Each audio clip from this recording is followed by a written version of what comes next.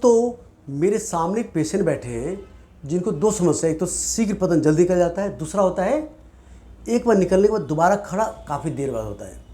उनकी उम्र है 30 साल उम्र है करीब। तो वो कहते हैं एक बार निकलने के बाद जल्दी कर जाता गया, मुश्किल 2 झटके में निकल गया, अब दोबारा आधा पौन घंटे खड़ा ही नहीं होता है। तो बीमारी क्या है?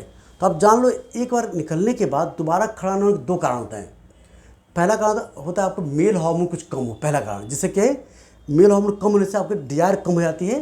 तो एक बार निकलने के बाद काफ़ी देर बाद या अगले दिन खड़ा होगा, पहला हो गया।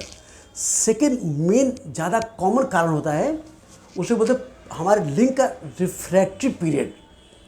हमारी बॉडी की सिस्टम होता है कि एक बार निकलने के बाद वो पूरा जो लिंग में ब्लड फ्लो बढ़ाने का सिस्टम, लिंग के खून के दौरान बढ़ाने का सिस्टम, वो पूरे थोड़ा सा फैटीग हो जाते हैं। तो समझ लो कि वो रेस्टिंग फेज में चले जाते हैं।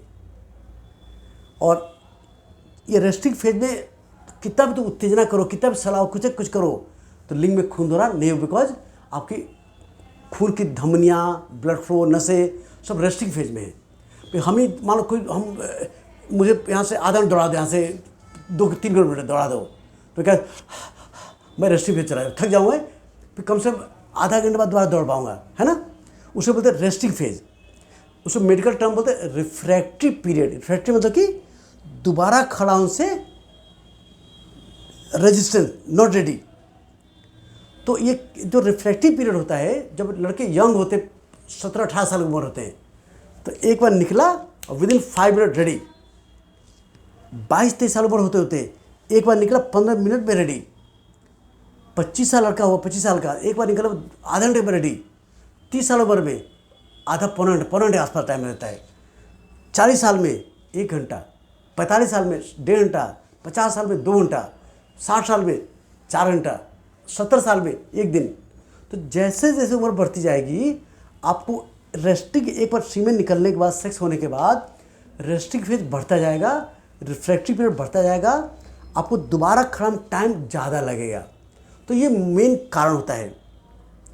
बट ये कारण तब बोलते हैं जब किसी के हार्मोन सब नॉर्मल हो, नंबर 2। नंबर 3, तीसरा कारण होता है कॉन्फिडेंस कमी। मान लो एक बार कोई सेक्स करने गया और दोबारा नहीं हो, मान लो दोबारा नहीं खड़ा हुआ, तो उसका कॉन्फिडेंस घट गया कि मेरा दोबारा पता नहीं खड़ा होगा नहीं होगा। अब अगली बार जब भी लड़की पर जाएगा, पहले वो बढ़िया टाइट है, उसको पता है पहले वो टाइट हो जाएगा, एंजॉय करेगा।